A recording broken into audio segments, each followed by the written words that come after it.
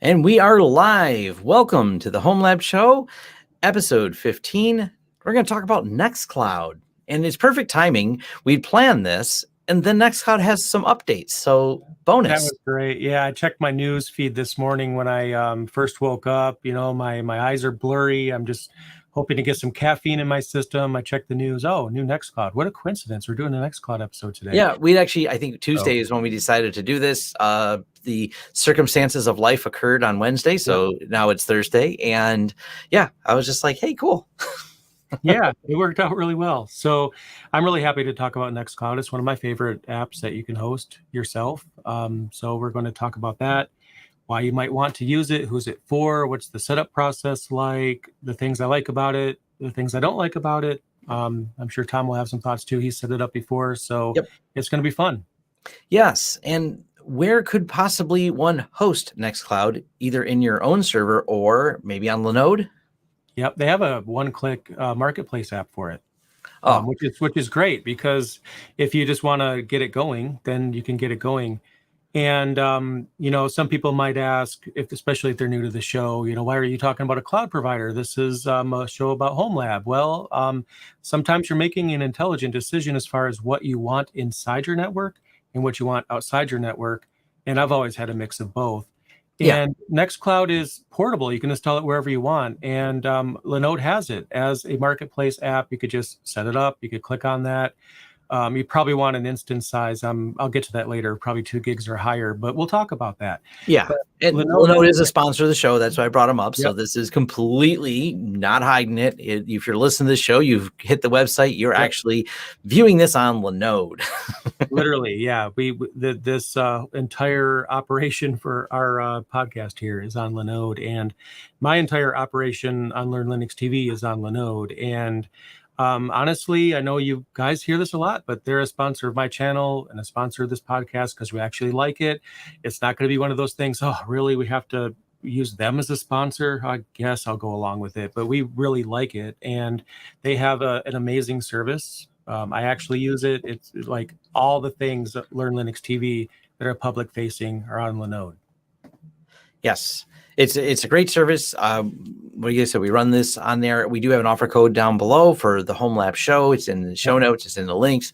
It'll get you started with there. And then, of course, like Jay said, they do have a Nextcloud installer, which takes some of the pain out. We're all for and encourage people to learn it all themselves. But if you want to try it and decide if you even want to play with this product, that one-click install essentially to Linode makes it really easy to get deployed, to at least play with it first.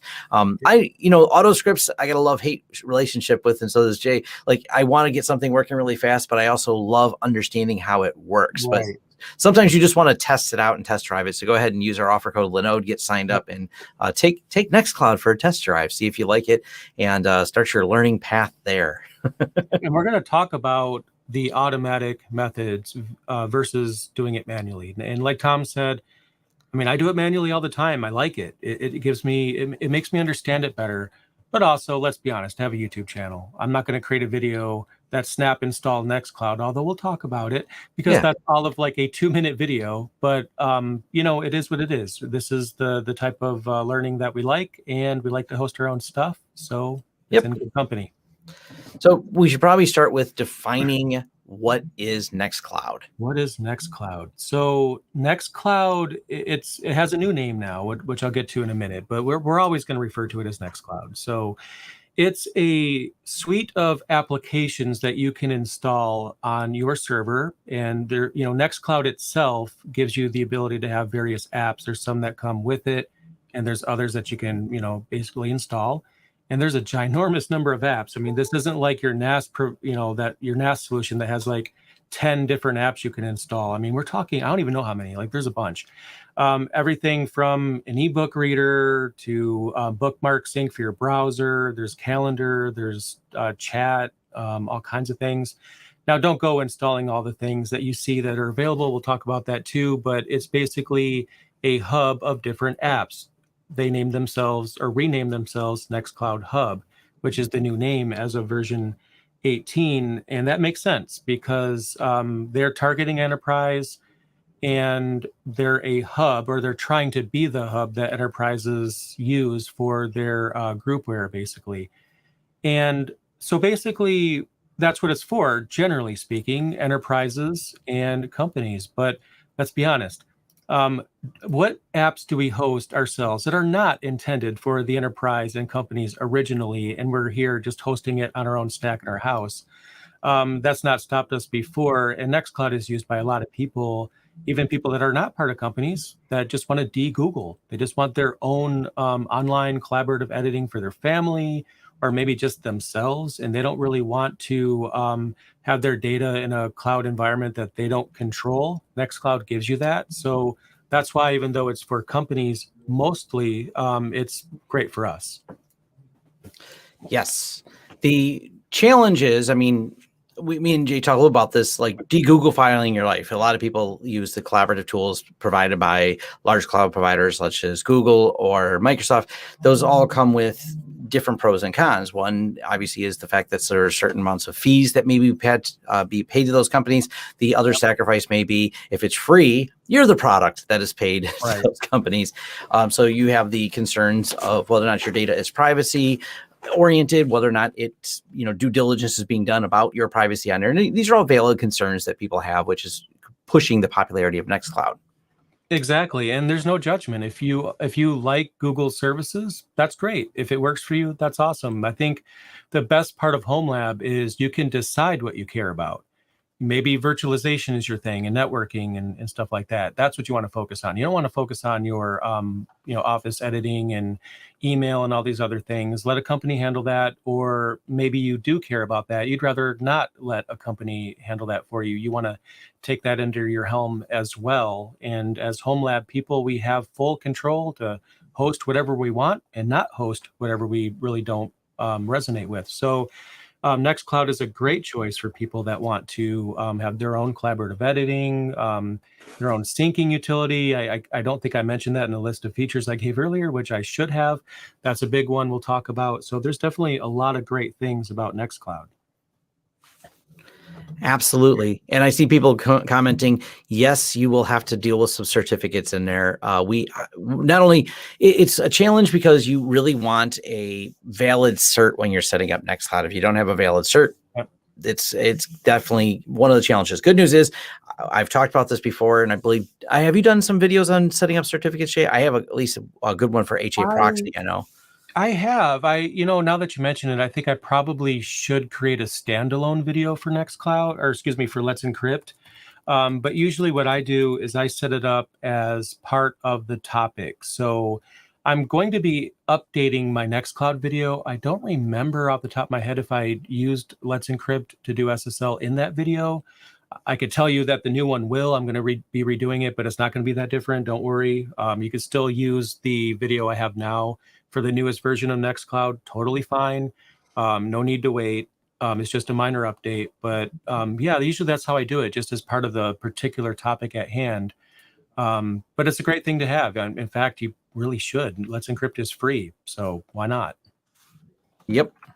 And do they have that fully integrated now for doing the certificates in Nextcloud, or that's still a separate piece, isn't it? That's a good question. I don't know, because sometimes, I don't know if this happens for you, I get so used to the manual way that I keep forgetting to check to see if it's automated. Like I saw TrueNAS at some point got the ability to do Let's Encrypt in its UI.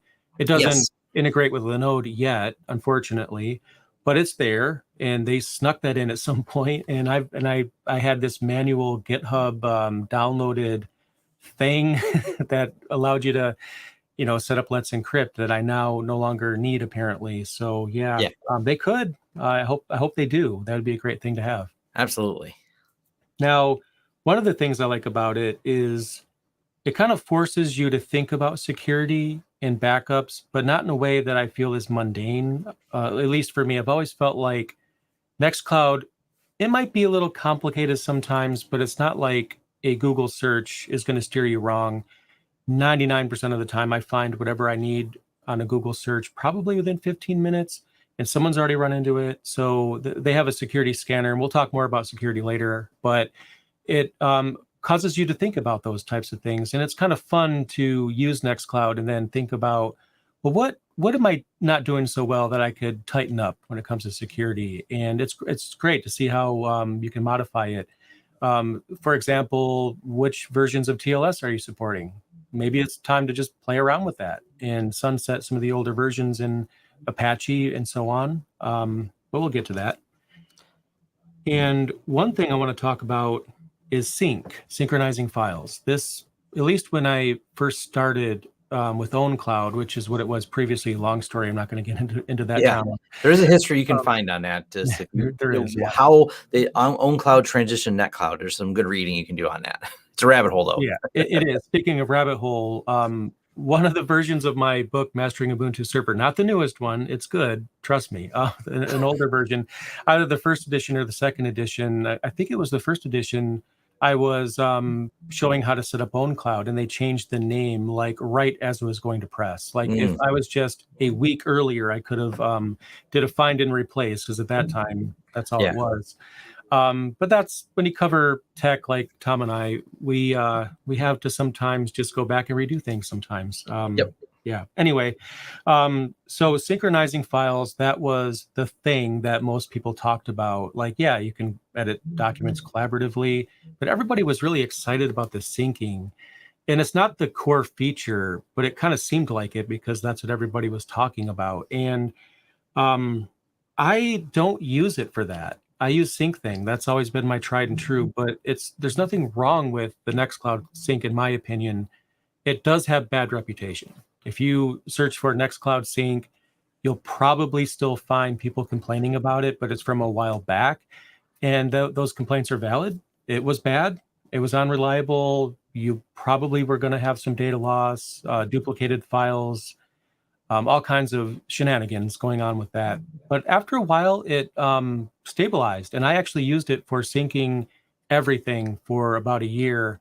The only reason why I stopped is because I like the fact that SyncThing is, do one thing well, it syncs. That's all it does. I kind of like that being standalone and not dependent upon Nextcloud.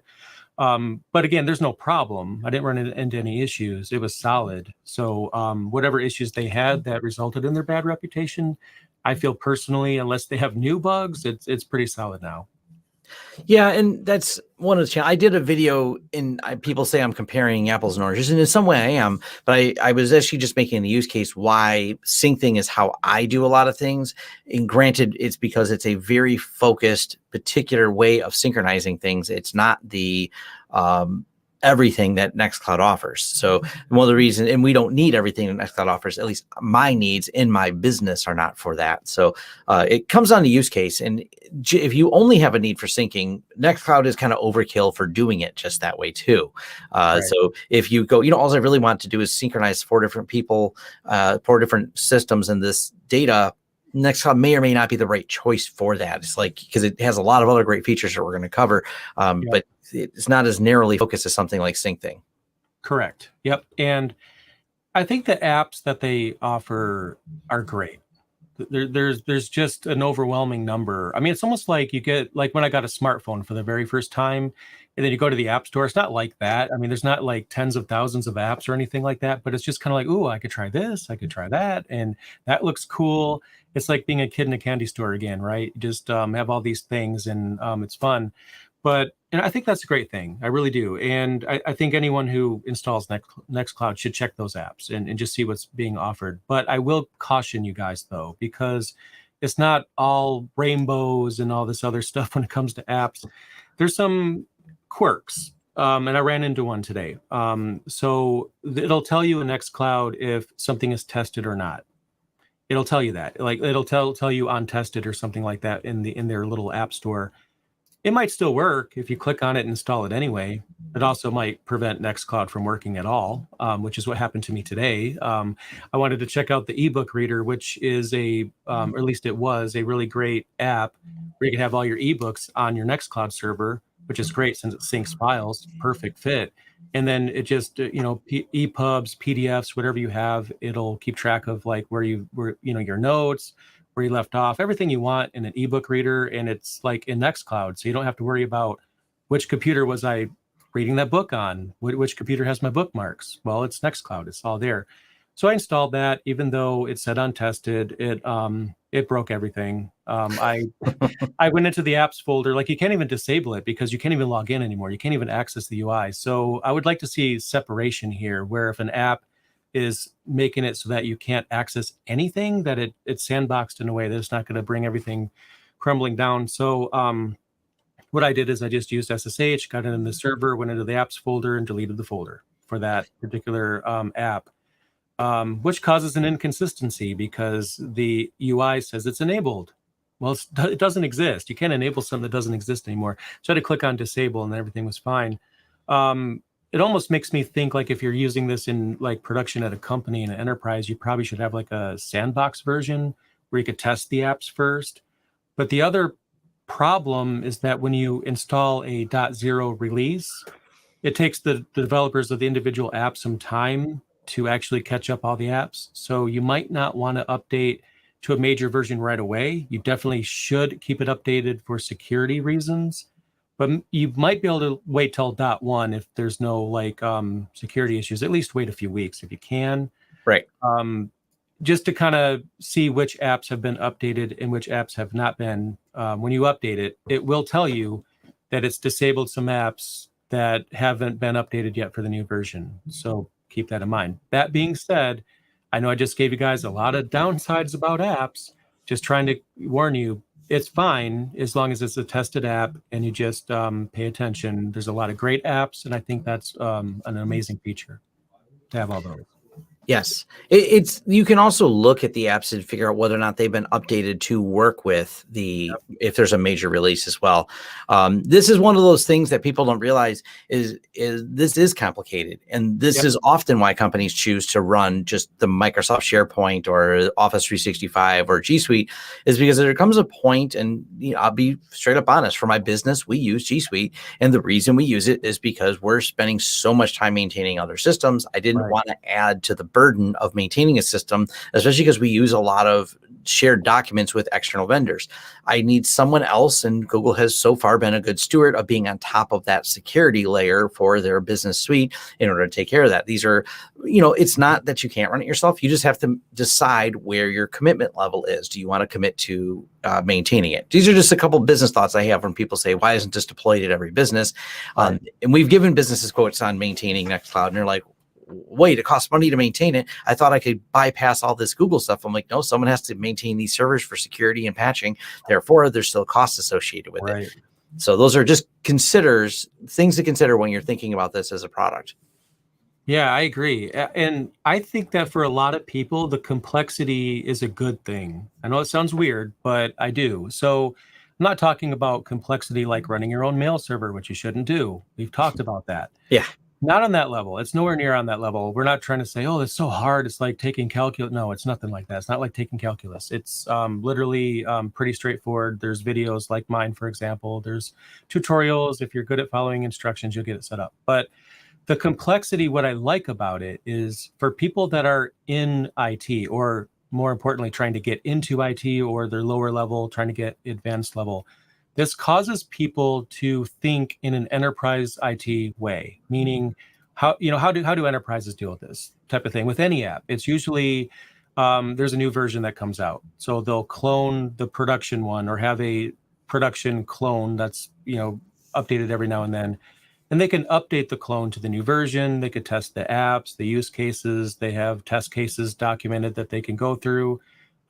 Just to make sure everything works. They've already done the update, so they've listed out all the steps that they had to do to update the sandbox version, go to production, maintenance window time. Let's get it updated. You know what to expect, and it kind of trains non-IT people or entry-level IT people to adopt that mindset, which is used in enterprises. And then, as always, if your boss ever comes to you, it's like, yeah, have you heard of Nextcloud? Should we be using that? It's like, let me tell you about Nextcloud. I run that at home, actually, and I will show you right now. I will VPN it to my home office, and I will just show you what it looks like, and you'll pitch it. So that's great. One of the other things too, I see a lot of popularity of Nextcloud in the European market because the dependence on the two big major players in that space, of course, would be the fact that there are, three if you count Dropbox, but the major players in that space are all US based companies. And some of the European areas, like, we're not a big fan of this, and we've worked and consulted on different companies in Europe, and that's where I've actually seen some of them massively deploy this.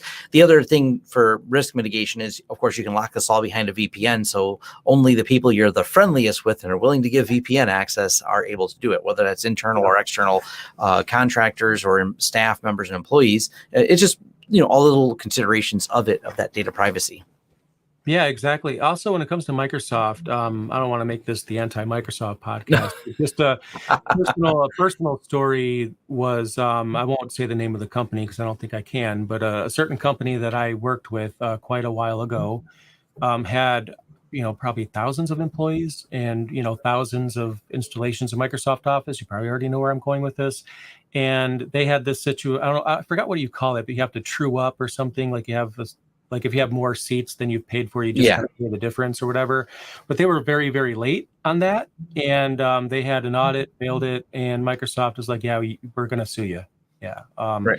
And even though they're like, well, we'll make it right. Just let us know. Sorry about that. They took responsibility for it. They're like, yeah, you're right. We're sorry. We should have kept up on that. What do we owe you? We'll even it out. Oh, no, it's too late. We're suing you. And a lot of companies would be like, yeah, okay, fine. We'll pay the settlement or whatever, and then we'll get it all squared away. They're like, no, F Microsoft. We are just going to de-Microsoft everything. And as a result of that, which is not common, most people would just pay it because change is hard. But that's, that sometimes frustrates companies into trying something like this because it's like, maybe we don't have to deal with that. Who knows? Maybe Microsoft is nicer now. So that was a no. So let's give them the benefit of the doubt, or let's not. As Tom alluded to here, it is what it is, right? As a business person, you make a decision. What's the platform of choice, and that's a consideration there. So, where do you install it?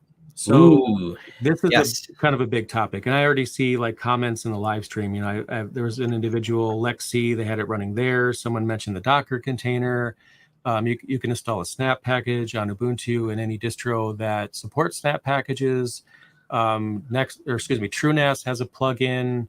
You can install it in VirtualBox. I mean, what do you do here? So we already mentioned Linode is an option, but we need to talk about the requirements before we can even talk about where to put it. So Nextcloud recommends. They recommend, let me see here, and this is weird to me. They recommend a minimum of 128 megabytes of RAM. Raise your hand if you have a Linux server with 128 megabytes of RAM. Does anyone? The thing is, their minimum recommended amount of RAM is 512 megabytes. I disagree with all of that. They need to update that. You probably want minimum 1 gig, preferably 2. I'm guessing minimum 1 core. Obviously, can't have fewer than 1 anyway. Comfortably, probably depending on how many apps you have, whether you have the Office collaborative editing, you probably want more. I would say people can just start with 1 CPU, 1 gig of RAM, kind of look at the load average and run HTOP, kind of see how it's responding. Is it slow? Is it constantly peaking out? Then maybe you might want to go to 2 gigs of RAM. If you start adding the collaborative editing, you're going to need to have more. So you got to play around with it. So if you're running it in Linode, this means that as you step up, you are using a higher instance size at a higher cost.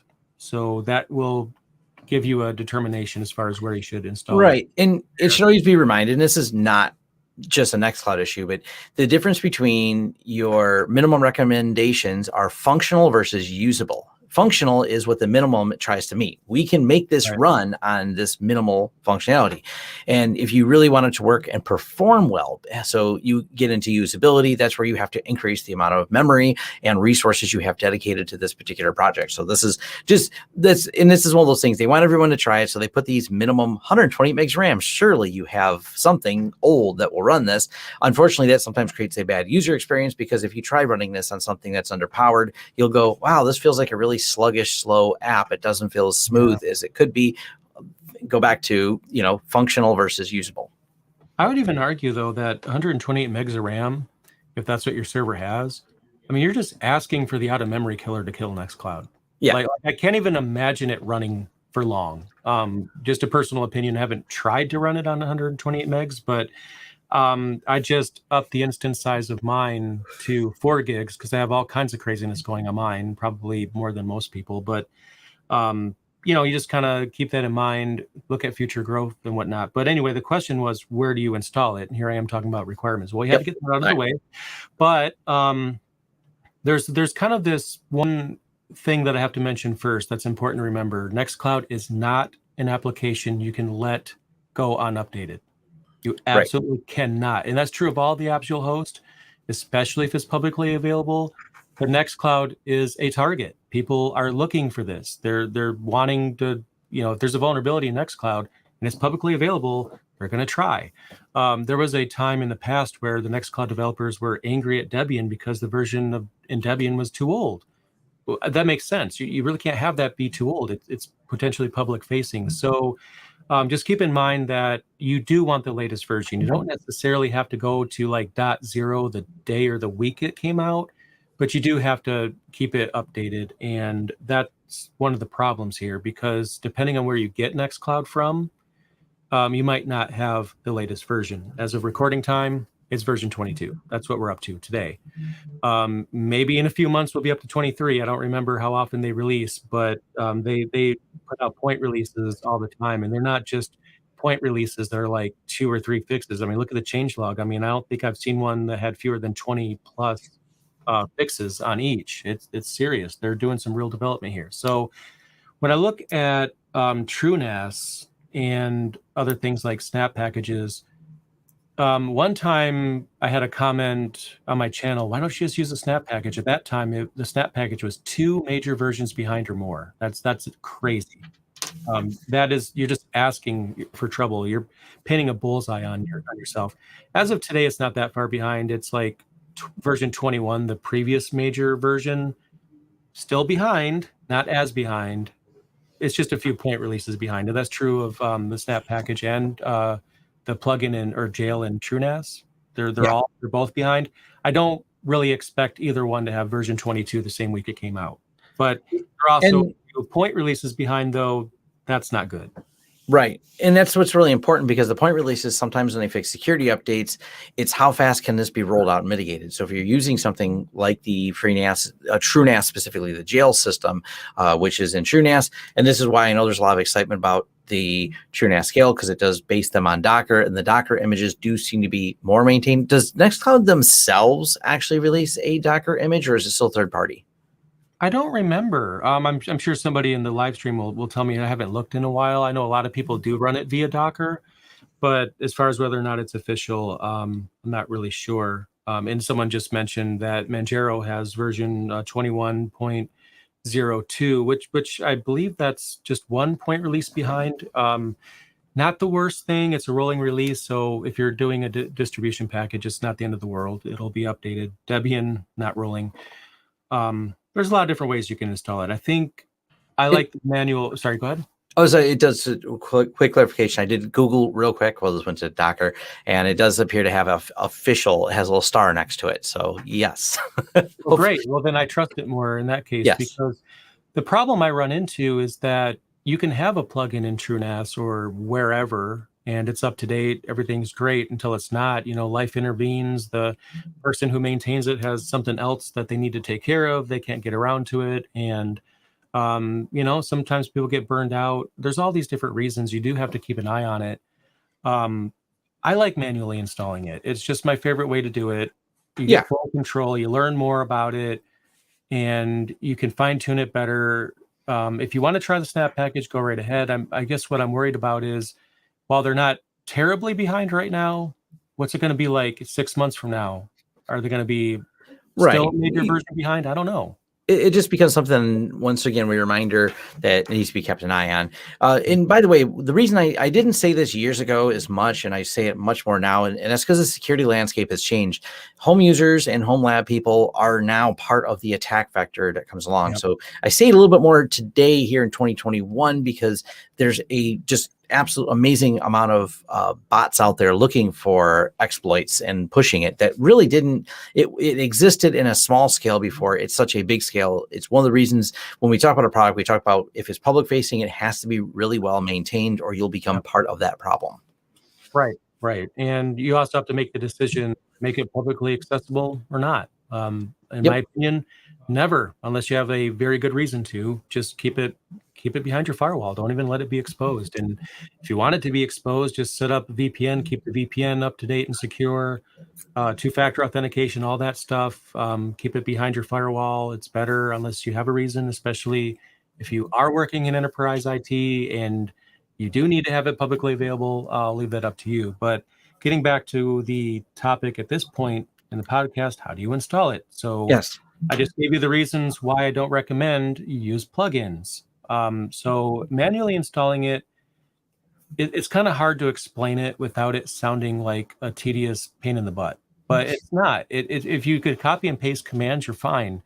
And you could, like I mentioned, you could watch my video or even just avoid my video and just go to the wiki article for my video and just copy and paste the commands there. There's many other blogs out there. People have done the same thing. They've identified the steps for setting it up. What it usually involves is downloading a zip file of the latest version of Nextcloud, extracting it on your server. You just change the ownership of all the files to the web server user. So you would have installed Nginx or Apache, which are the two that are supported.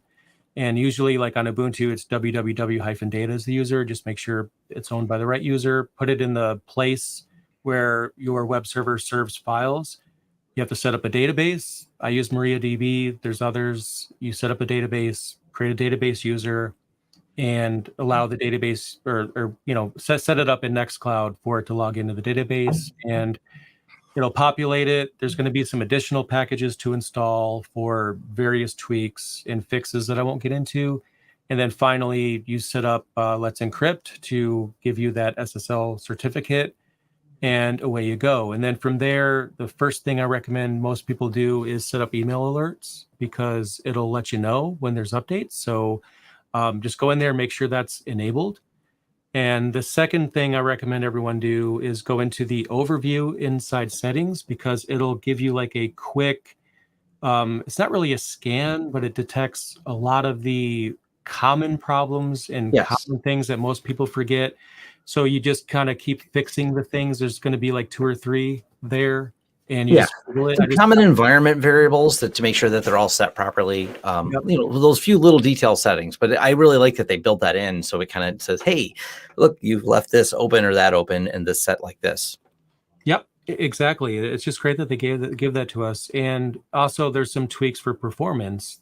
Everything might be fine, but then it'll say something like, it's going to run a heck of a lot faster if you do this or enable that, install this package. It'll give you that info, which is pretty cool. And I like that. So the other thing that you can consider doing is setting up Office because, you might be thinking, well, wait a minute, isn't that built in? No. A lot of things are. You have your calendar, you have your file sync and everything. You can store your Word documents there. Click on a Word document. What's going to happen? It's going to try to download it. It's not going to open it by default, unless that's changed. I don't think it has.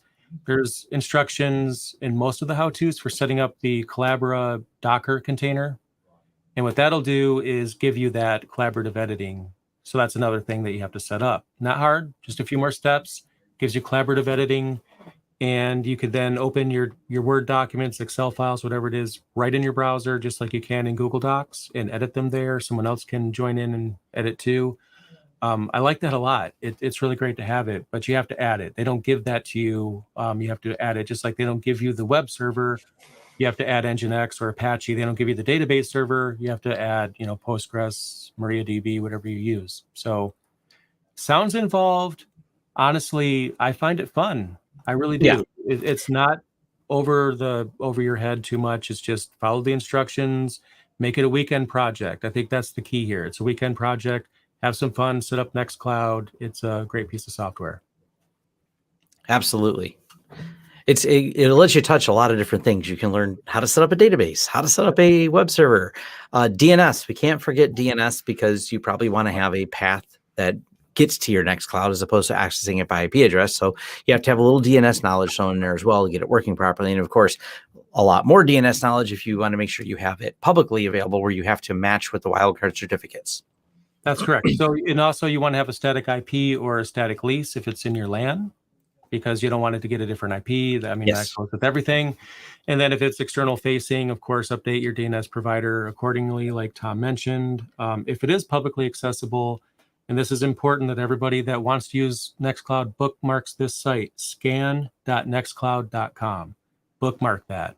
It'll do a not like a complete security scan of your instance, but it will give you like more security checks than the one that's built in, like in the interface will give you. So you go to that URL, you type in your DNS address for your Nextcloud instance. It'll run some scans. It'll give you some suggestions, if there are any, for how you can improve the security of it. So you absolutely should do that if you run it externally, or if it's externally available. That'll just give you some extra information and some more tweaks that you can make to make it more secure. Very important.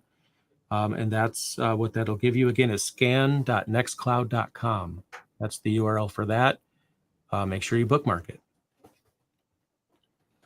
So that was a lot of information. So I want to make sure I'm not making it sound like I'm turning people off of it, right? Because I'm telling you to be careful of the apps you install.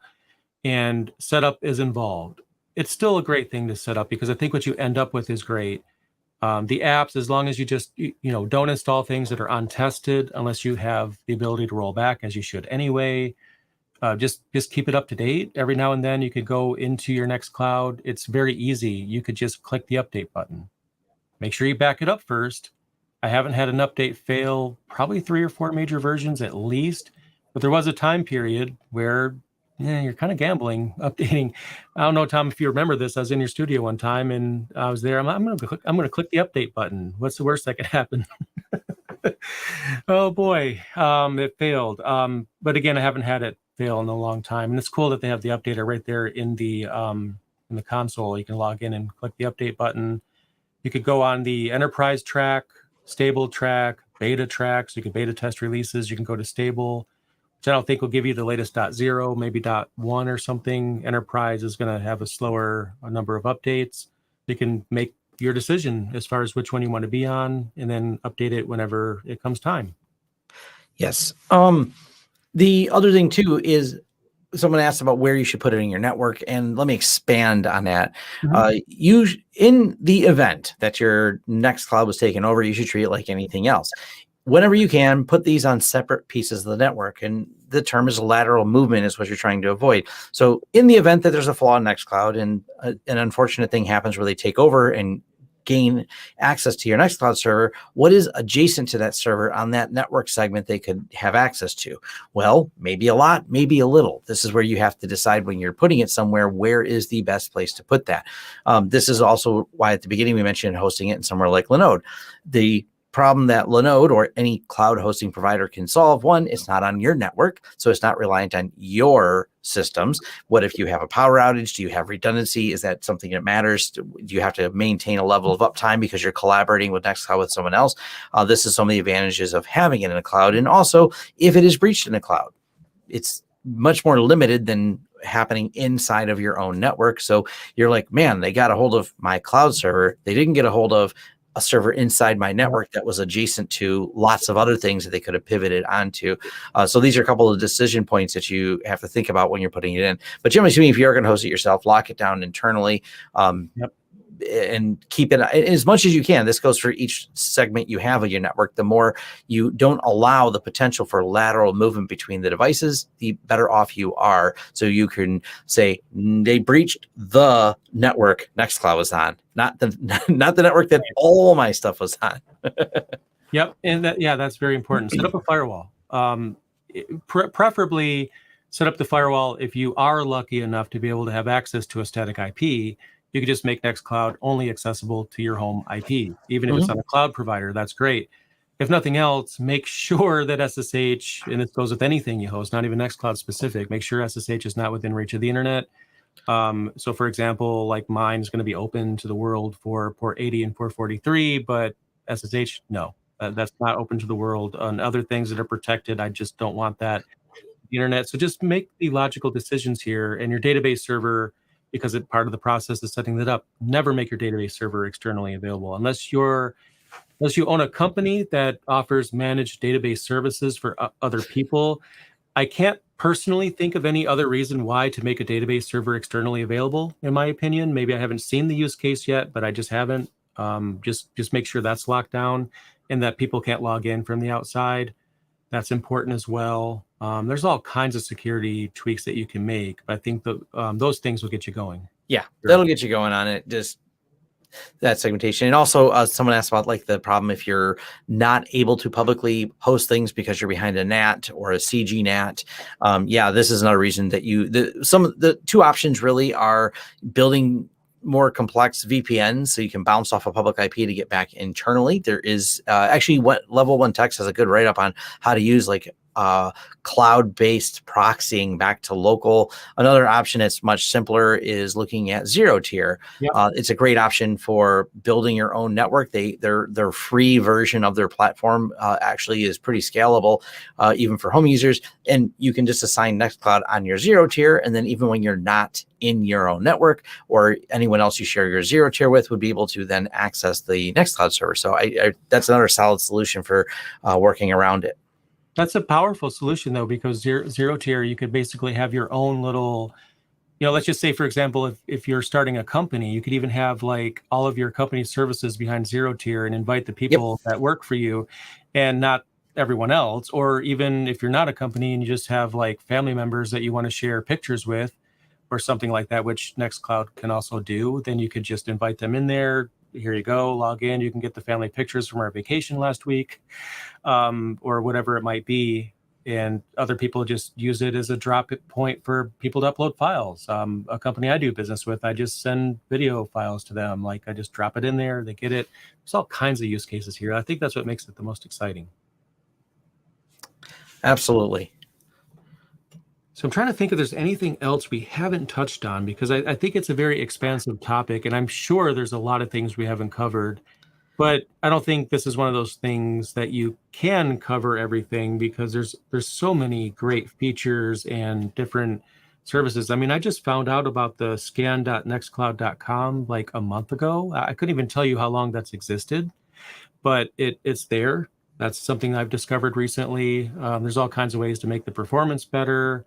And that's why I like Nextcloud, because it's a perfect gateway to the life cycle of a Linux server, managing updates and security. It's a fun project because it touches on so many different topics all in one setup when you start building it. But there's probably more tutorials that can be done. I don't think they lend themselves as well to a podcast format. For those of you that may have commented on this before about our podcast, we try to keep this to a non-visual medium. This is dedicated towards a podcast, and we do have, and Jay specifically has some Nextcloud tutorials and videos he's done on this, which will be linked down below in the show notes, but they're easy enough to find over on Learn Linux TV that do visually and step-by-step procedurally walking you through how to get Nextcloud configured. But I'm working on a new way. I'm trialing a new way when I do this new version of the video, which again, is going to be a while. It could be a month from now. I'm just going to let everyone know. But, to make it easier to update. Every now and then, there's a new version. Just, I could redo the B-roll, just do a minor update. It's not like you have to redo your Nextcloud every time I do a video. You could watch the current one, and you won't even need to watch the new one when it comes out. It's only for the people who haven't gotten around to it by then. And Tom has videos about, a lot of the networking things that we talk about here, and firewalls and security. The segmentation, how to build rules, how to segment your network. And of course, I've got videos on zero tier for those of you that want to dive into what is zero tier. It's actually kind of a fun way to build out some of your lab. Like I said, everything that goes in Nextcloud can help you.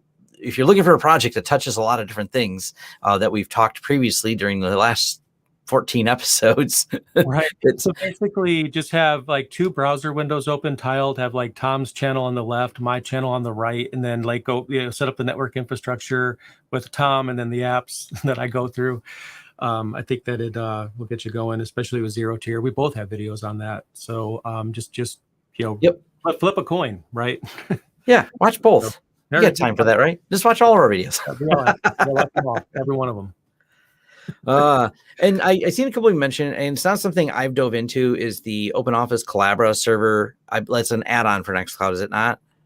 Yeah, that's what I was referring to a little bit earlier. It's called Code, which I literally just 2 hours ago discovered what that stands for. Collaborative Online Development Edition, I think it is. It's sweet. There's another one I can't remember that you can install. But I basically, there's going to be like, for example, with Nginx and Apache, you're going to end up with two config files. Like normally you have one config file for your site. You'll have one for Nextcloud, one for the collaborative editing feature because it's a Docker container and it's going to be embedded inside Nextcloud. It's not going to be externally available though. It's not like you have this Docker container that's within reach of the internet. It's localhost on the server, but then Nextcloud will expose it in when you click on the like a document. But it's not going to do that by default. You have to add that. And by adding the collaborative editing, you're also increasing the memory requirements as well. So that Yes. 128 megabytes, you might be able to get away with it. You will not get away with that if you start adding containers to it. So Right. just keep that in mind. That is something that I've seen people asking in the comments here for a tutorial on. It's going to come down the road. I think that product is still under probably a lot of development, and I don't know anyone, and that includes me, of course, that's actively using it, which also is why I create tutorials on things that I use actively. So I haven't really actively used that. So it kind of, yeah. So sorry, it's not that we don't want to. It just may not happen soon. I did use it for a while, though, over a year ago. Not heavily, but I would say fairly regularly for just basic things like a quick edit to a document. There'd be documents I would have done on my desktop in LibreOffice, for example, that were synced up there. And I needed like correct some spelling or something. I've never had a problem. I just open it up. I make whatever adjustment and save it.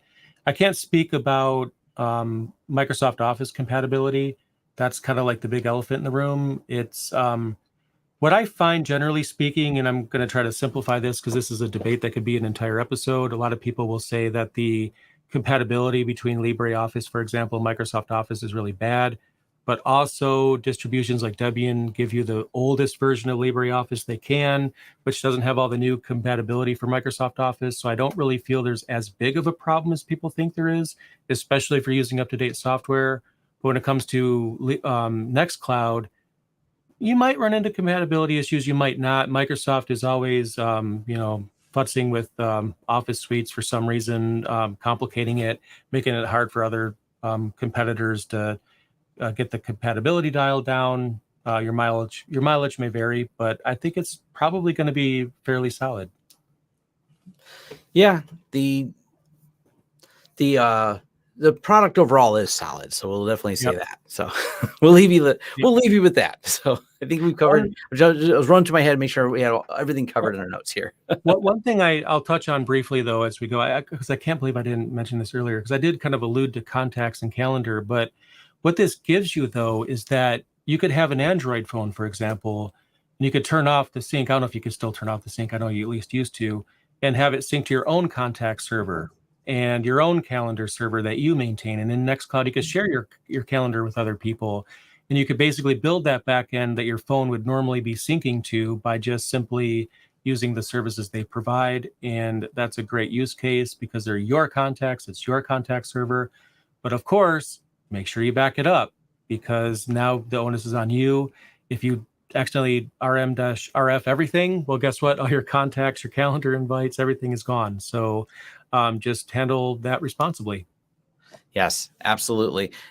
Once you lose the convenience of all these cloud service companies, it is completely on you to manage, maintain, and back up all of that. So, hey, there's one more thing you get to talk about or learn when you're building these servers is how to back all this up. So, we've talked about that in previous episodes. It's one more thing. This is kind of a culmination of a lot of different things functioning down to one. So this is probably a great project to start with to figure out where your knowledge gaps are on setting up stuff in Linux. Yeah, I agree completely. So I think that's probably everything I could think of to talk about. I know there's going to be something, there always is, but I think that's well-rounded. I think we well-rounded covered it. I'll leave links below to Jay's current videos on Nextcloud, and we'll revisit the show notes at a future date if there's a new video. We've been trying to do that is go back and refactor all the notes on different things when there's new versions available. But always, you're going to get the latest updates from Jay's channel, Learn Linux TV, or on my channel, Lawrence Systems, or of course I have my YouTube channel where you'll be able to find everything and search for the latest versions of it. Sort by date in YouTube. Not only that, but if I do have the newer version, I will literally put in the title, if you're looking at the old version, new version available. So you'll know there's going to be no question when I have it out. So All right. Well, all show notes below, and we'll thank once again Linode for sponsoring this, and see you guys next time. Take care. Thanks.